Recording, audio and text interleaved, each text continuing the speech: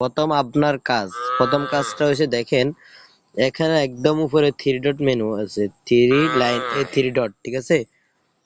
Three ডটে টিপ দিবেন। টিপ দেওয়ার পর একটু উপরের দিকে স্ক্রল করলে ডেস্কটপের পাশে দেখে দেখেন অ্যাড টু হোম স্ক্রিন। আমি অ্যাড টু হোম স্ক্রিনে টিপ দিব। টিপ দিয়ে ইনস্টলে টিপ দিব এটাতে, ঠিক আছে? এটাতে টিপ দিয়ে আমি এটাকে অ্যাপ সিস্টেম করে নিব। দেখেন কিছুক্ষণের মধ্যে আমার মোবাইলের হোম স্ক্রিনে এটা অ্যাপ সিস্টেম হয়ে যাবে, ঠিক আছে? কারণ আপনাদেরকে দেখাই দিচ্ছি, আশা করি অলরেডি হয়ে গেছে। আমি একটু আমার হোম স্ক্রিনে যাই দেখি।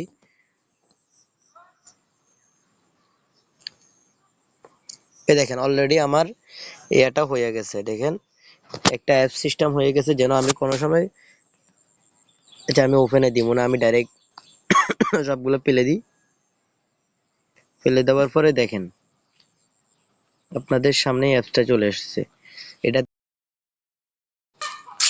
এইভাবে আসার পরে এখান থেকে আপনি প্রথম কথা হচ্ছে এই গ্রুপে জয়েন করবেন, ঠিক আছে?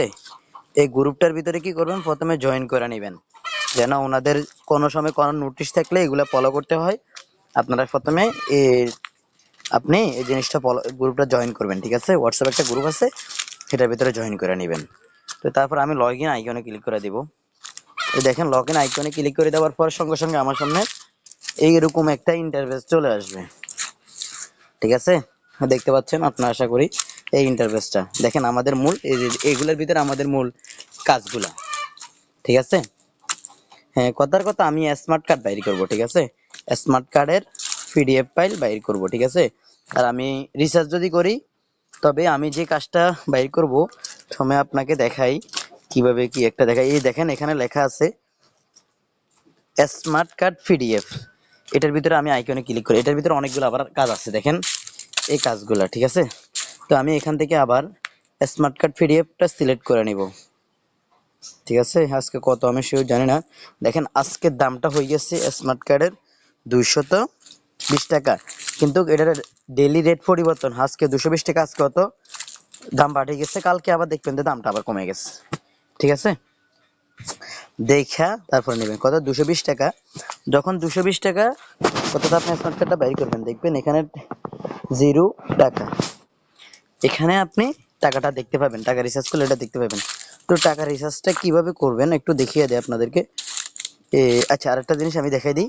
স্মার্ট কার্ডের এটা বাহির করার সিস্টেমটা একটু প্রসেসটা একটু বলে দিই, তাহলে আপনাদের সুবিধার্থে ভালো হবে, ঠিক আছে? কই চলে আসলাম। স্মার্ট কার্ড ফিরিয়ে এটার ভিতরে টিপ দিবেন, ঠিক আছে?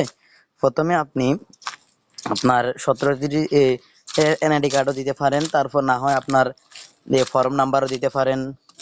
এও লেখা আছে, প্রথমে ফর্ম নাম্বার দিয়ে তারপর ডেট অফ বার্থ দিবেন, তারপর লাস্টে দিয়ে ওনার নামটা লিখে দিবেন, যে ব্যক্তির নামে ব্যাপার করতেছেন বাংলাতে বা ইংরেজিতে নামটা লিখে এই রিকোয়েস্ট পাঠান।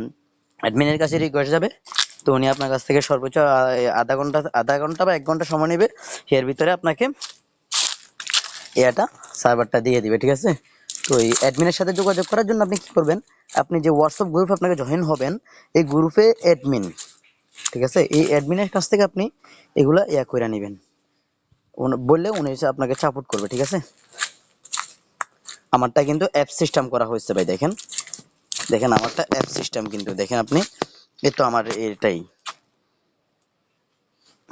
এটাই অ্যাপ সিস্টেম করা হয়ে গেছে, ঠিক আছে? আপনি অ্যাপ সিস্টেম কিভাবে করবেন এটা একটু আপনাকে বলে দিই।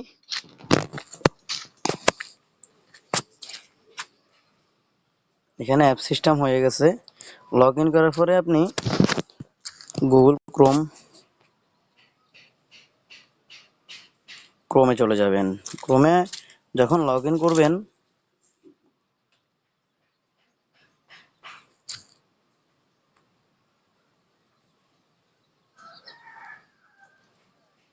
লগ ইন হবার পরে যখন আপনি লিঙ্কের ভিতরে টিপ দিয়ে সার্ভারে যাবেন, তখন আপনার সামনে এই দেখেন এখানে একটা অপশন আছে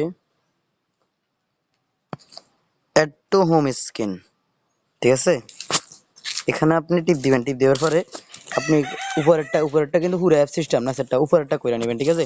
এটা টিপ দিবেন, এটা, ঠিক আছে? এইভাবে টিপ দিলে দেখবেন যে লাস্ট পর্যন্ত আপনার মোবাইলের হোম স্ক্রিনে এই অ্যাপসটা চলে আসবে, এরকম সিস্টেম হয়ে যাবে, ঠিক আছে। তো আরেকটা জিনিস, রিসার্চটা কিভাবে করবেন, রিসার্চের প্রসেসটা একটু দেখিয়ে দিই। উপরে থ্রি ডট টিপ দিন, কোনো জিনিস অপশন যদি এখান থেকে না পান, উপরে দেখেন থ্রি মেনু আছে, এই থ্রি মেনুতে টিপ দিবেন, ঠিক আছে। এই দেখেন এখানে অনেকগুলো অপশন, যেগুলো আপনি এখন লাস্টে দেখেন রিসার্চ করুন, এই রিসার্চ করুনের ভিতরে আপনি টিপ দিবেন,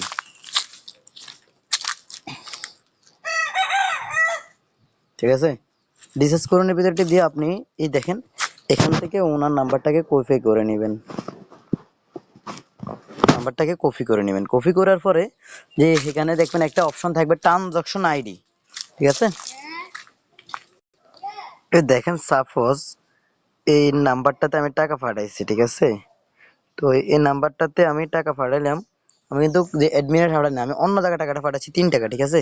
তো এখান দিয়ে দেখেন, এখান দিয়ে আসার পরে এখানে একটা ট্রানজাকশন আইডি আছে, দেখতে পাচ্ছেন। এটার কপির মধ্যে টিপ দিবেন, কপি করি আপনি 4 বারে চলে আসি,